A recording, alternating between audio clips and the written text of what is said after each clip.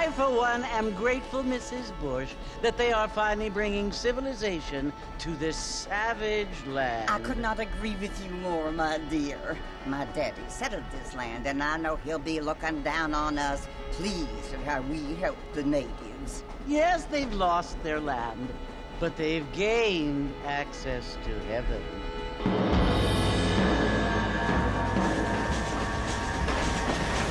But, Father, do you mean unless an innocent receives communion, they're destined to go to hell? That hardly seems fair. What I mean to say, Jenny, is that there is a great deal of difference between an innocent and a savage. I never thought of it that way. Yes, they lived like animals, but they're happier now.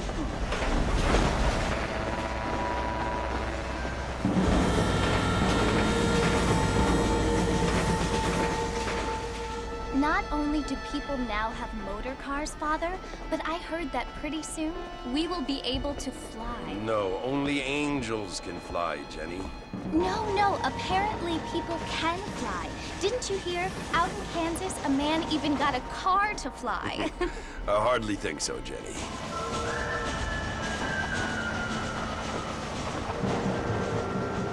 Apparently, Mr. Johns wants to run for governor, which is why he's so concerned with cleaning up the state. Nate Johns. Yes. His family is nothing but hillbilly trash that came here after the war. I don't want to be judgmental, but this state should not be ruled by such a disgusting family. A family without class. Apparently, the Johns family have made a lot of money, and he has a lot of friends in politics. Mrs. Bush, money isn't everything. There are many things that money cannot buy. It seems that money can buy voters, though.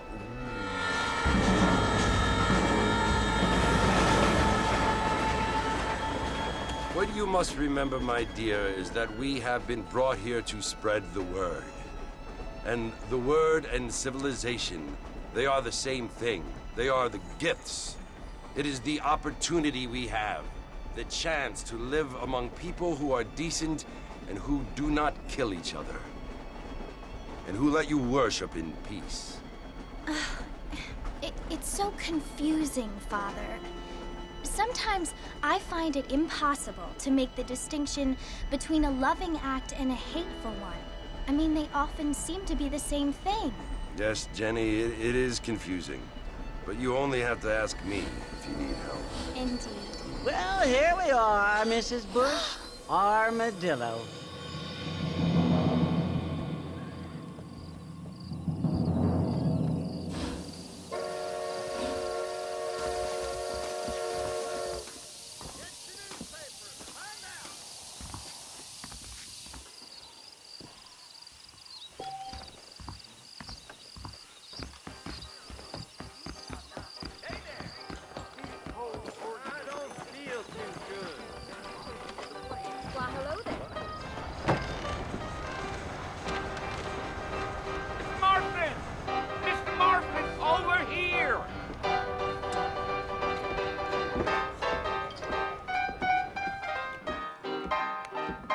Must be John Marston.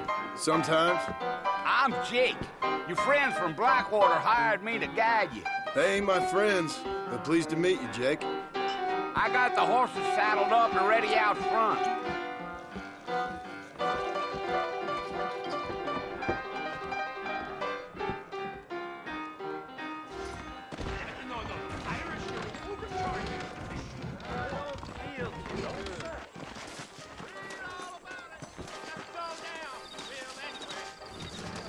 All righty, Mr. Marston, let's get. Let's go. Take it slow on the way out of town. No need to kick up a lot of dust. Let's go, Mr. Marston. No need to be making...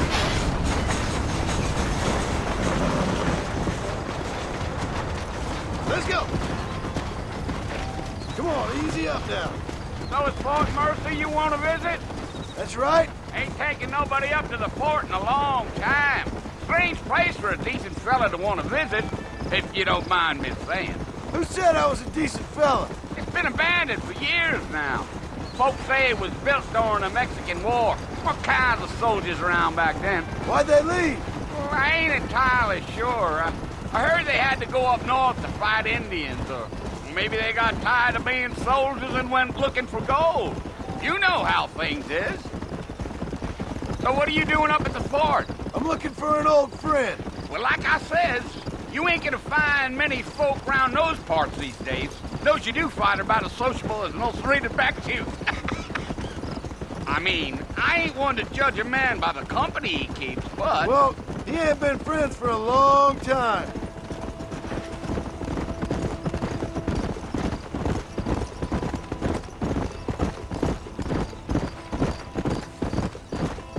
Are you planning on spending any time in Armadillo, Mr. Marston? I doubt it.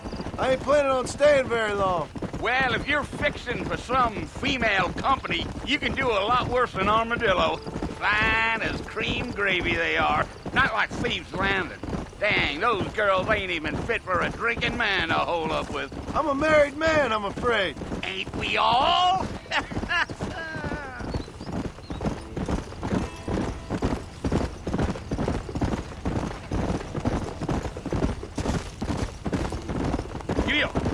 Yeah, so it was the marshal who hired me. Lee Johnson, do you know him? I think I heard his name. Says he got a telegram from some Blackwater big bugs asking for a guide. I guess it's none of my business. That's right. Yeah.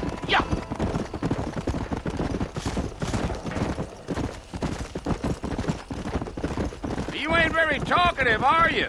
Nope. I'm just chewing the dog, mister. It's how I am. I don't mean nothing by it. Trust me. There's things you're better off not knowing. I'll tell you, Mr. Marston, those coyotes eat better than I do. Not far now, Mr. Marston. The fort's just over this hill. Come on.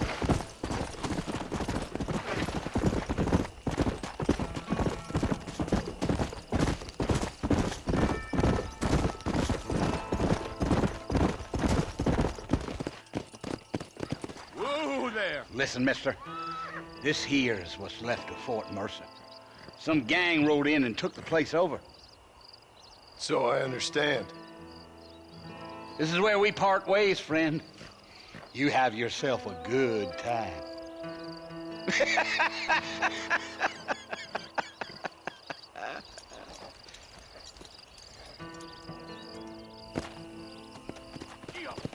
Yeah.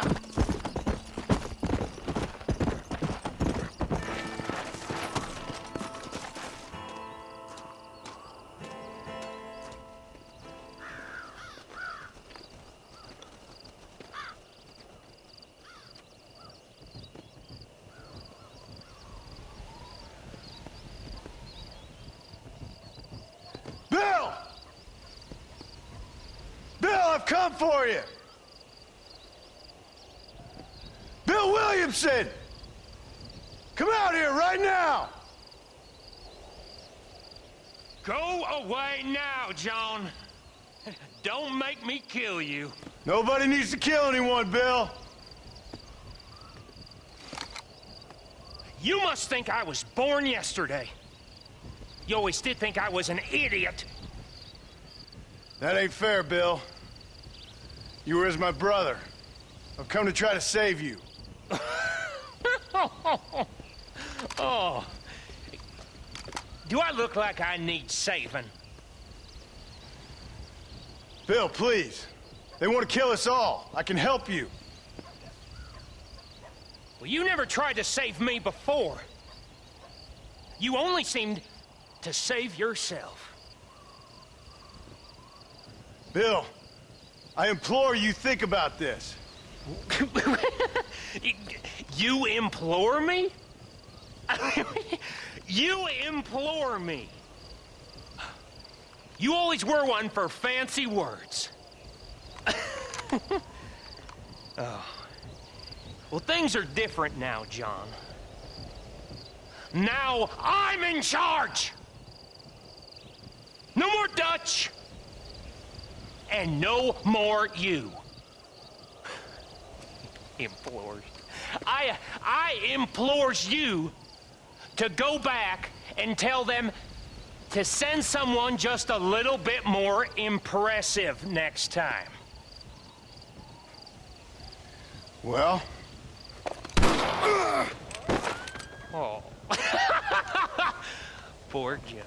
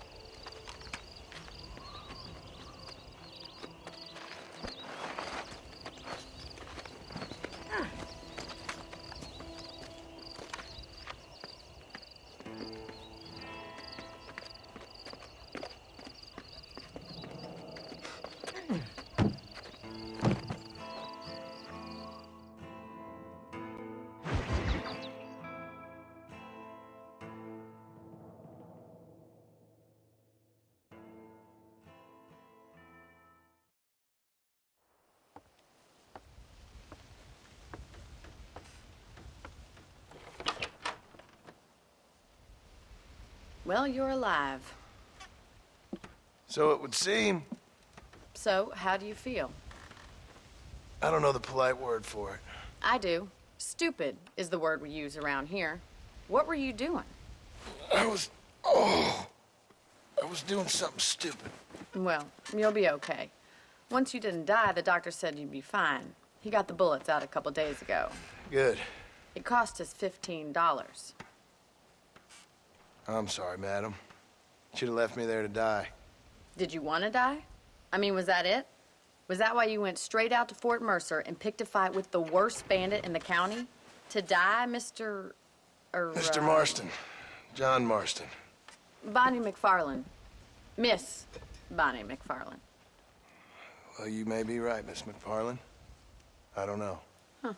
So what were you doing? I was trying to give Mr. Williamson a chance. For old time's sake. You know Bill Williamson? Knew him. Long time ago. Well, what was he like? Dumb. Just like you.